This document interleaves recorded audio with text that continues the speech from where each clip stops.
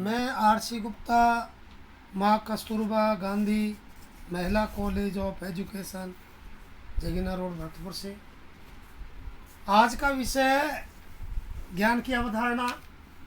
मैं न्याय दर्शन के अनुसार ज्ञान की अवधारणा बता रहा हूँ।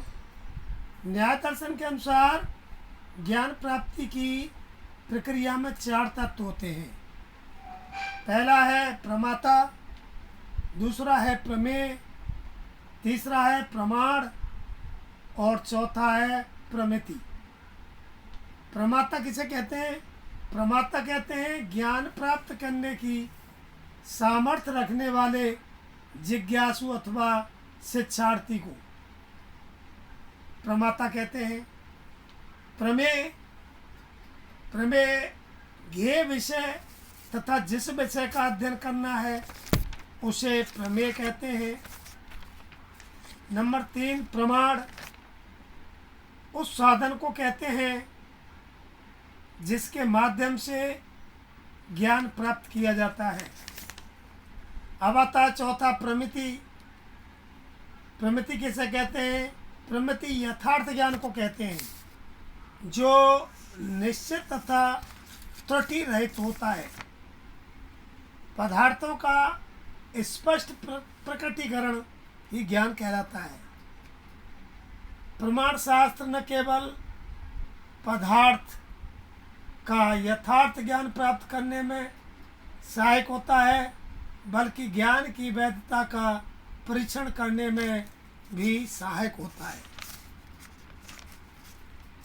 न्याय शास्त्र की यह मान्यता है कि हमारे मस्तिष्क में जगत का ज्ञान जिस रूप में प्रकट होता है वह बहुत हद तक विश्वसनीय होता है।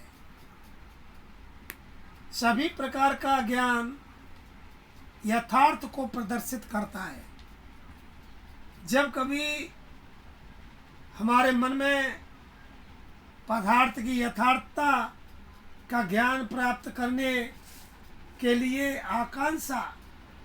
आकांक्षा होती है तो हमें तार्किक आलोचना के लिए एक विषय मिलता है।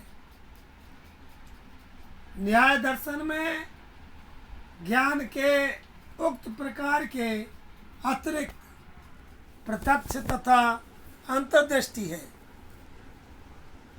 गंगेश के अनुसार, जो मत दार्शनिक है गंगेश के अनुसार प्रत्यक्ष ज्ञान वह ज्ञान है जिसको सीधे रूप में ग्रहण किया जाता है अर्थात साक्षात हो।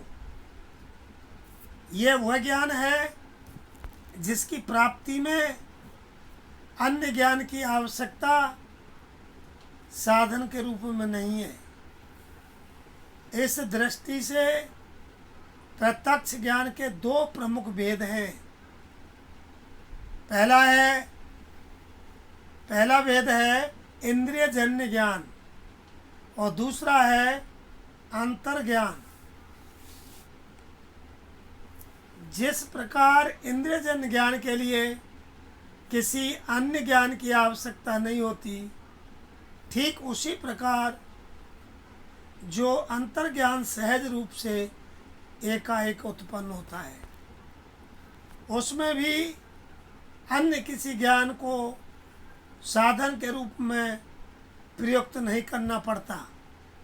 शिक्षा में दोनों का महत्वपूर्ण स्थान है लेकिन प्रशिक्षण इंद्रियजन्य ज्ञान का ही हो सकता है।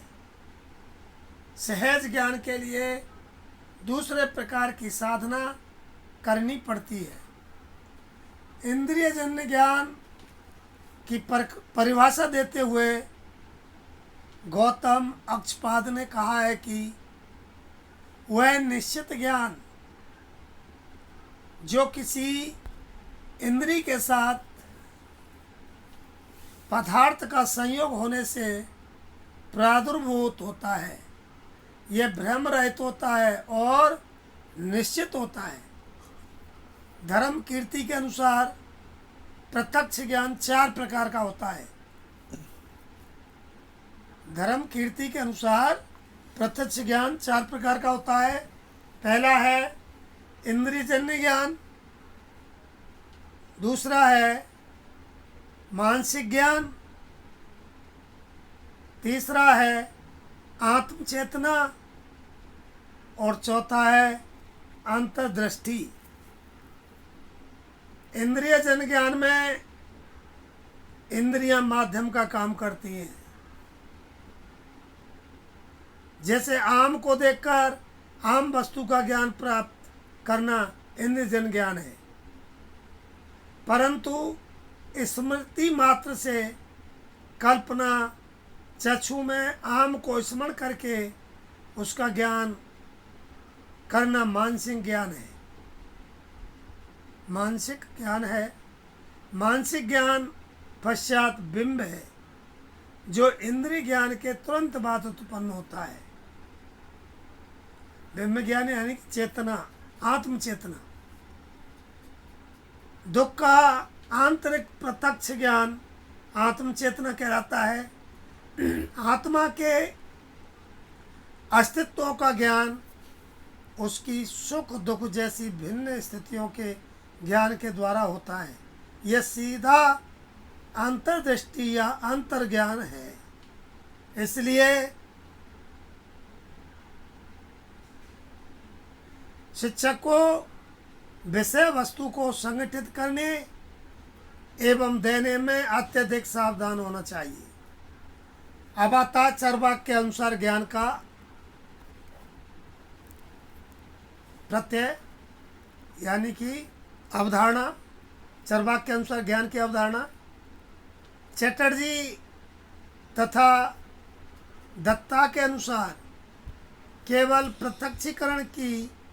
प्रत्यक्षीकरण ही ज्ञान का वैध स्रोत है। उनके अनुसार गैर प्रत्यक्षीकरण स्रोत जैसे निर्णय लेना, आपत वचन तथा शब्द जो ज्ञान के परोक्ष स्रोत हैं, वे व्यक्ति को गुमराह कर सकते हैं। इसलिए हमें प्रत्यक्षीकरण पर ही विश्वास करना चाहिए।